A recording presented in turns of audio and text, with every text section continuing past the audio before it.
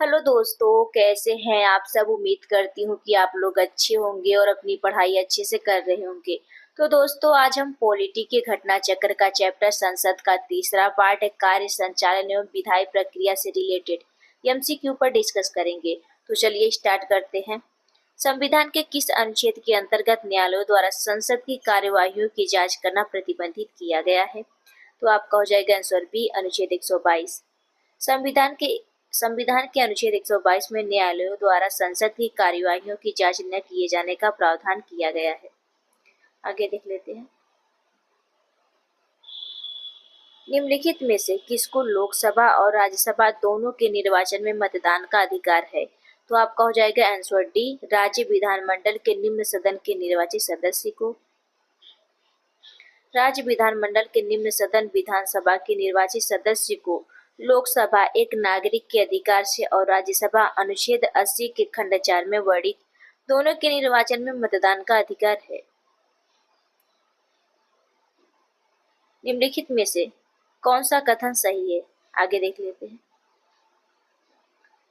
तत्कालीन प्रावधानों के अनुसार कतिपय अपवादों यथा असम के स्वयं शासित जिलों एवं लक्षद्वीप की अनुसूचित जातियों जनजातियों और सिक्किम के अतिरिक्त लोकसभा निर्वाचित कोई प्रत्याशी भारत के किसी भी राज्य से लड़ सकता है, पर राज्यसभा का प्रत्याशी सामान्यतः वहीं का होना चाहिए था जहां से वह प्रत्याशी बन रहा है।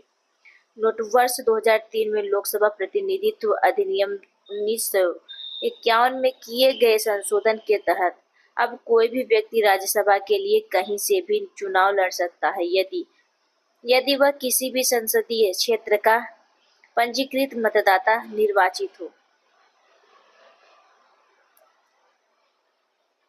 निम्न कथनों में से कौन सा एक सही है?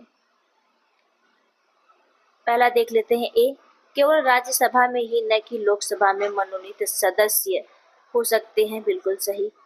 बी देख लेते हैं। राज्यसभा में आंग्ल भारतीय समुदाय के 2 सदस्यों को मनोनीत करने का संविधान का प्रावधान ही, गलत हो जाएगा। सी देख लेते हैं। किसी मनोनीत सदस्य के मंत्री पद के लिए नियुक्त पद संवैधानिक वर्जना नहीं है, ये बिल्कुल सही है। डी देख लेते हैं। मनोनीत सदस्य राष्ट्रपति और उपराष्ट्रपति के चुनाव में मत दे सकता है, ये गलत हो जाएगा। इसलिए हमारा आंसर हो जाएगा ए और सी। संसद के दोनों सदनों में मनोनीत सदस्य होते हैं। राज्यसभा में 12, एक लोकसभा में 2 आंग्ल भारतीय सदस्य मनोनीत होते हैं।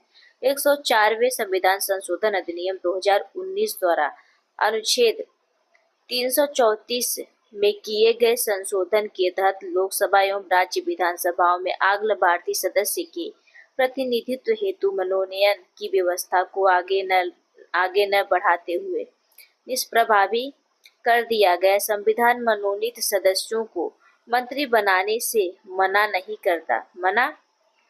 करता। अनुच्छेद 75 के खंड 5 में उपबंधित है कि कोई मंत्री जो निरंतर 6 माह की किसी अवधि तक संसद के किसी सदन का सदस्य नहीं है, उस अवधि की समाप्ति पर मंत्री नहीं रहेगा। अर्थात किसी व्यक्ति को मंत्री बनाया जा सकता है, परंतु उसे 6 माह के भीतर संसद के किसी भी सदन का सदस्य बनना आवश्यक है, और यदि वह संसद सदस्य नहीं बन पाता तो वह मंत्री नहीं रहेगा। साथ ही यह भी एक तथ्य है कि मनोनीत सदस्य राष्ट्रपति के चुनाव में मत नहीं दे सकते हैं, जबकि उपराष्ट्रपति के चुनाव में मत देते हैं। इस प्रकार वर्तमान में प्रश्नगत कथन में से विकल्प ए और सी कथन सही है। आगे देख लेते हैं। संसद राज्य सूची के विषय के संबंध में कानून बना सकती है, तो आपका हो जाएगा आंसर बी, यदि राज्यसभा ऐसा संकल्प पारित करती है। संविधान के अनुच्छेद 249 के तहत यदि राज्यसभा उपस्थित और मत देने वाले सदस्यों के 2/3 बहुमत से ऐसा प्रस्ताव पारित करे कि राष्ट्रपति हित में राज्य सूची के किसी विषय पर संसद द्वारा कानून बनाना आवश्यक है, तो संसद उस विषय पर कानून बना सकती है। इसके अतिरिक्त अनुच्छेद 250 के तहत राष्ट्रीय आपात की स्थिति में अनुच्छेद 252 के तहत दो या अधिक राज्य के अनुरोध पर उन राज्यों के लिए अनुच्छेद 253 के तहत अंतर्राष्ट्रीय समझौतों के अनुपालन के क्रम में राष्ट्रीय आपात की उद्घोषणा अनुच्छेद 352 के प्रवर्तन में होने की तिथि में अनुच्छेद 353 के तहत अनुच्छेद 356 के अधीन राज्य में राष्ट्रपति शासन लागू करने की अवस्था में अनुच्छेद 357 के तहत विधायी शक्ति के प्रयोग में संसद द्वारा राज्य सूची के विषय पर कानून बनाया जा सकता है। आगे देख लेते हैं। संघीय संसद राज्य सूची के विषय पर भी कानून बना सकती है। चलिए देख लेते हैं। पहला, अंतरराष्ट्रीय समझौतों को प्रभावी बनाने हेतु, सही है। संबंधित राज्य की सहमति से, ये भी सही है। राज्य में राष्ट्रपति शासन लागू रहने की अवस्था में, ये भी सही है। राष्ट्रीय हित में जब राज्यसभा दोनों 2/3 बहुमत से इसे हेतु प्रस्ताव पारित करे, ये भी सही है। इसलिए हमारा आंसर हो जाएगा डी, सभी चारों। भारतीय संविधान के किस अनुच्छेद के अंतर्गत अंतरराष्ट्रीय समझौतों को प्रभावी बनाने हेतु संसद राज्य सूची के विषय पर कानून बना सकती है? तो आपका हो जाएगा आंसर डी, अनुच्छेद 253। भारतीय संसद राज्य सूची के विषय पर विधायन नहीं कर सकती है जब तक, देख लेते हैं, चलते हैं, भारत का राष्ट्रपति उसे ऐसा करने का निर्देश न दे, ये गलत हो जाएगा। राज्यसभा प्रस्ताव पारित करे कि ऐसा करना राष्ट्रीय हित में आवश्यक है, बिल्कुल सही।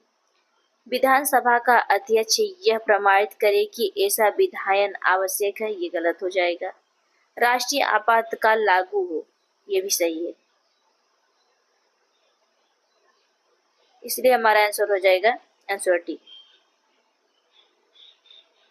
अंतरराष्ट्रीय संधियों को भारत के किसी भाग अथवा संपूर्ण भारत में लागू करने के लिए संसद कोई भी कानून बना सकती है। इसलिए हमारा आंसर हो जाएगा आंसर डी, बिना किसी राज्य की सहमति से।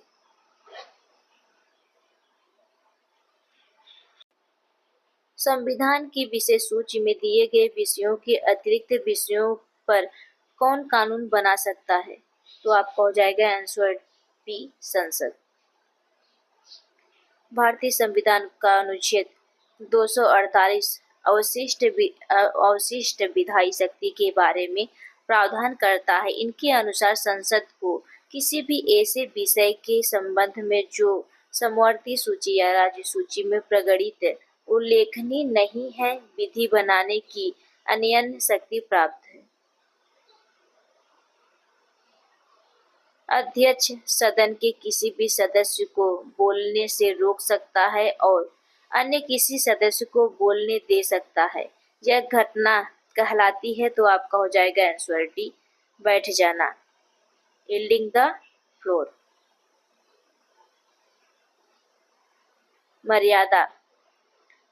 मर्यादा हो जाएगा आपका विनम्र एवं स्वीकार्य व्यवस्था बनाए रखना।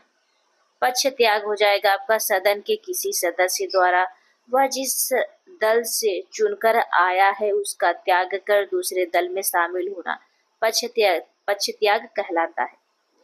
अंतर्प्रदन, किसी सरकारी अधिकारी से किसी नीति या कार्य के विवरण की मांग हेतु संसदीय प्रक्रिया अंतर्प्रदन कहलाती है। बैठ जाना, अध्यक्ष किसी भी सदस्य को बोलने से रोककर अन्य को बोलने के लिए कह सकता है। संसद में शून्यकाल का संबंध है। तो आपका हो जाएगा सुबह 11 बजे से दोपहर 12 बजे तक, और आपका हो जाएगा दोपहर 12 बजे से अपरांत 1 बजे तक। सी डी दोनों हो जाएगा। शून्यकाल जीरो हावर विशिष्ट भारतीय संसदीय व्यवस्था है। लोकसभा में प्रश्नकाल के बाद का समय शून्यकाल कहलाता है, जिसकी अवधि अधिकतम 1 घंटा हो सकता है, जिसे जीरो हावर भी कहा जाता है। यह सामान्यतः दोपहर 12 से 1 बजे तक का समय होता है। पहले राज्य में भी यही स्थिति थी, परंतु राज्यसभा में प्रश्नकाल की अवधि को वर्ष 2014 में परिवर्तनीय कर दोपहर 12 बजे से 1 बजे तक कर दिया गया और तदनुसार अब राज्यसभा में सर्वप्रथम 11 बजे से दस्तावेज सदन के पटल पर रखे जाते हैं, जिनके बाद सभापति की अनुमति के साथ तत्काल आवश्यक जनहित के मुद्दे शून्यकाल के तहत उठाए जाते हैं और फिर विशेष उल्लेख 12 बजे तक लिए जाते हैं। इस प्रकार अब राज्यसभा में शून्यकाल का समय प्रश्नकाल से पूर्व सुबह 11 बजे से दोपहर 12 के बीच हो गया है, जबकि लोकसभा में यह पूर्ववत प्रश्नकाल के बाद दोपहर 12 बजे से अपरांत 1 बजे तक है। संसदीय प्रक्रिया में शून्यकाल शब्द को औपचारिक मान्यता प्राप्त नहीं है। शून्यकाल में किसी तत्काल आवश्यक जनहित के मामले को उठाने के लिए सदस्य प्रतिदिन अध्यक्ष सभापति को पूर्व सूचना देते हैं। किसी मामले को उठाने या न उठाने की अनुमति या मामलों के क्रम का निर्णय अध्यक्ष या सभापति पर निर्भर करता है। इस दौरान सदन का कोई सदस्य अत्यंत महत्वपूर्ण विषय से संबंधित प्रश्न मंत्रियों से पूछ सकता है और उत्तर देने को कह सकता है। भारतीय संविधान की कार्यवाही में शून्यकाल का अर्थ है तो आपका हो जाएगा, इसे छोड़ देते हैं। शून्यकाल संसदीय व्यवस्था को किस देश की देन है तो आपका हो जाएगा आंसर ए भारत की। लोकसभा में शून्यकाल की अवधि अधिक से अधिक कितनी हो सकती है तो आपका हो जाएगा आंसर बी 1 घंटे। राजनीतिक शब्दावली में शून्यकाल का अर्थ है तो आपका हो जाएगा आंसर डी प्रश्न उत्तर सत्र। लोकसभा में किसी विधेयक पर आम बहस निम्नलिखित में से किस स्तर पर होती है तो आपका हो जाएगा आंसर बी तृतीय वाचन में। विधेयक को पुनः स्थापित करने का प्रक्रम उनका प्रथम वाचन होता है। द्वितीय वाचन में विधेयक पर विचार विमर्श होता है। सदन के सदस्य इसी स्तर पर आम बहस करते हैं। द्वितीय वाचन में ही सदन विधेयक को प्रवर समिति या दोनों सदनों की संयुक्त समिति को सौंप सकता है। द्वितीय वाचन में ही विधेयक पर खंडशः विचार भी होता है। प्रभावी सदस्य का यह प्रस्ताव कि विधेयक या यथा संशोधित विधेयक पारित किया जाए विधेयक का तृतीय वाचन कहलाता है। आगे देख लेते हैं। जब संसद के दोनों सदनों की संयुक्त बैठक में कोई विधेयक निर्देश रेफर किया जाता है तो इसे किसके द्वारा पारित किया जाना होता है तो आपका हो जाएगा आंसर ए उपस्थित तथा मत देने वाले सदस्यों का साधारण बहुमत। आगे देख लेते हैं।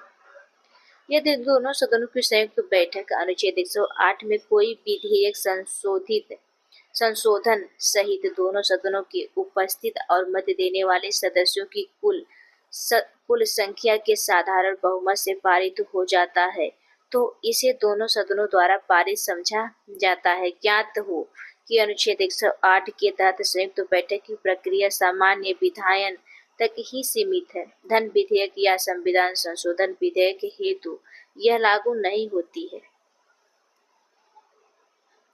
यदि राष्ट्रपति ने संसद के संयुक्त सत्र के लिए अधिसूचना जारी कर दी और इस बीच लोकसभा विघटित हो जाए तो क्या होगा? आपका आंसर ए हो जाएगा, संयुक्त सत्र यथा समय आहूत होगा।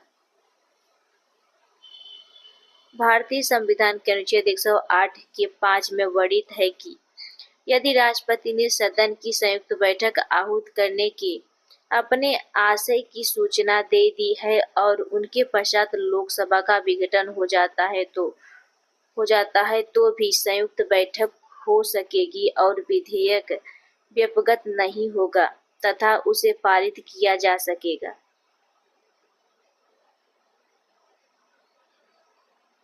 निम्नलिखित में से कौन संसद के दोनों सदनों की संयुक्त बैठक की अध्यक्षता करेगा? तो आपका हो जाएगा आंसर डी, लोकसभा का अध्यक्ष।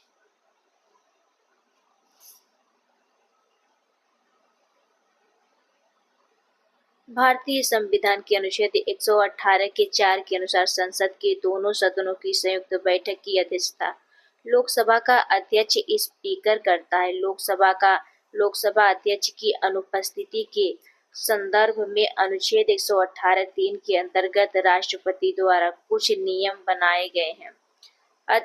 अध्यक्ष की अनुपस्थिति में संयुक्त बैठक में लोकसभा का उपाध्यक्ष पीठासीन होगा। यदि वह भी अनुपस्थित है तो राज्यसभा का उपसभापति अध्यक्षता करेगा। यदि वह भी अनुपस्थित है तो ऐसा व्यक्ति पीठासीन होगा जो बैठक में उपस्थित सदस्यों द्वारा तय किया जाएगा। संसद के दोनों सदनों की संयुक्त अधिवेशन की अध्यक्षता कौन करता है? तो आपको हो जाएगा आंसर ए, स्पीकर। निम्नलिखित में से कौन लोकसभा तथा राज्यसभा के संयुक्त अधिवेशन में सभापतित्व करता है? तो आपको हो जाएगा आंसर बी, स्पीकर। भारतीय संसद के दोनों सदनों की संयुक्त बैठक की अध्यक्षता करते हैं। तो आपको हो जाएगा आंसर सी, लोकसभा के अध्यक्ष। निम्नलिखित में से कौन संसद के संयुक्त सत्र की अध्यक्षता करने हेतु अधिकृत है? तो आपका हो जाएगा लोकसभा के अध्यक्ष। इसलिए हमारा आंसर हो जाएगा आंसर डी। निम्न कथनों पर विचार कीजिए। पहला देख लेते हैं, भारत में संसद के दोनों सदनों की संयुक्त बैठक अनुच्छेद 108 में संस्वीकृत है। बिल्कुल सही। लोकसभा तथा राज्यसभा की प्रथम संयुक्त बैठक वर्ष 1961 में हुई थी। ये भी सही है। भारतीय संसद के दोनों सदनों की दूसरी संयुक्त बैठक बैंक सेवा आयोग निरसन बिल को पारित करने के लिए हुई थी। ये भी सही है। इसलिए हमारा आंसर डी हो जाएगा।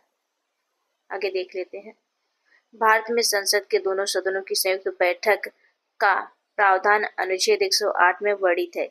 संसद के अनुच्छेद 108 के अनुसार दोनों सदनों का संयुक्त अधिवेशन तथा आयोजित होता है जब किसी साधारण विधि निर्माण विधेयक पर विचार करने और उसे पारित करने में दोनों सदनों में मतभेद हो। लोकसभा तथा राज्यसभा की प्रथम संयुक्त बैठक दहेज निरोध अधिनियम 1959 पर 6 और 9 मई 1961 को आयोजित की गई। द्वितीय संयुक्त बैठक बैंक सेवा आयोग निरसन बिल 1977 को पारित करने के लिए 17 मई 1978 को आयोजित हुई तथा तृतीय संयुक्त बैठक 26 मार्च 2002 को आतंकवाद निरोध अधिनियम 2002 के संदर्भ में आयोजित की गई थी।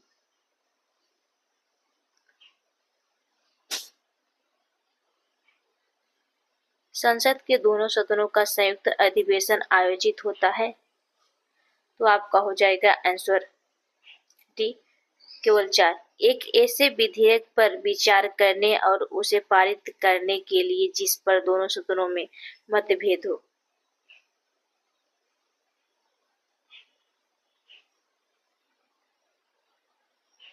भारतीय संसद के दोनों सदनों की प्रथम संयुक्त बैठक हुई थी। तो आपका हो जाएगा आंसर ए, दहेज उन्मूलन विधेयक के संबंध में।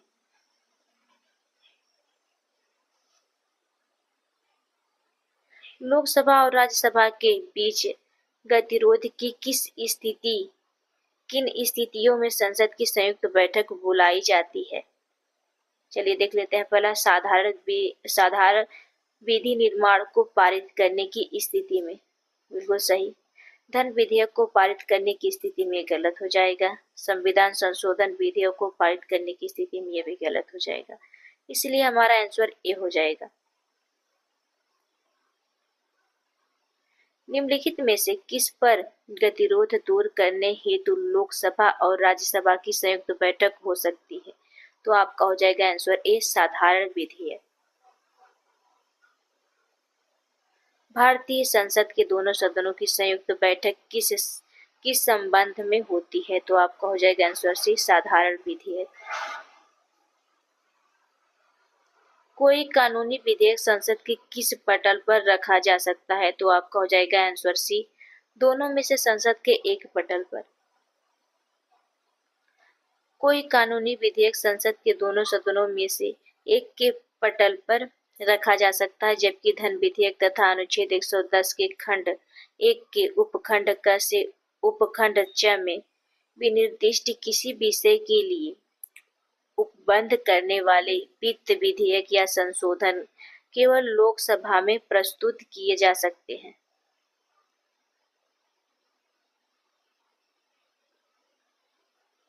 निम्नलिखित कथनों में से कौन सा या से सही है? चलिए देख लेते हैं, पहला देख लेते हैं, लोकसभा में लंबित कोई विधेयक उनके सत्रावसान पर व्यपगत लैंप हो जाता है, ये गलत हो जाएगा। दूसरा देख लेते हैं, राज्यसभा में लंबित कोई विधेयक जिसे लोकसभा में पारित नहीं किया है, लोकसभा के विघटन पर व्यपगत नहीं होगा, ये बिल्कुल सही है, इसलिए हमारा आंसर बी हो जाएगा, केवल 2। अनुच्छेद 107 के 3 के अंतर्गत संसद में लंबित विधेयक सदनों के सत्रावसान के कारण व्यपगत नहीं होगा, अतः कथन एक असत्य है। अनुच्छेद 107 के 5 के अनुसार लोकसभा में लंबित विधेयक अथवा लोकसभा द्वारा पारित एवं राज्यसभा में लंबित विधेयक लोकसभा के विघटन पर व्यपगत हो जाएगा, जबकि अनुच्छेद 107 के 4 के अंतर्गत राज्यसभा में लंबित विधेयक जिनको लोकसभा में पारित नहीं किया है, लोकसभा के विघटन पर व्यपगत नहीं होगा, अर्थात कथन 2 सत्य है, अतः विकल्प बी सही उत्तर है। संविधान के किस प्रावधान में कहा गया है कि विधि के प्राधिकार के बिना न तो कोई कर लगाया जा सकता है और न ही एकत्रित किया जा सकता है? तो आपका हो जाएगा आंसर ए, अनुच्छेद 165। संविधान के अनुच्छेद 265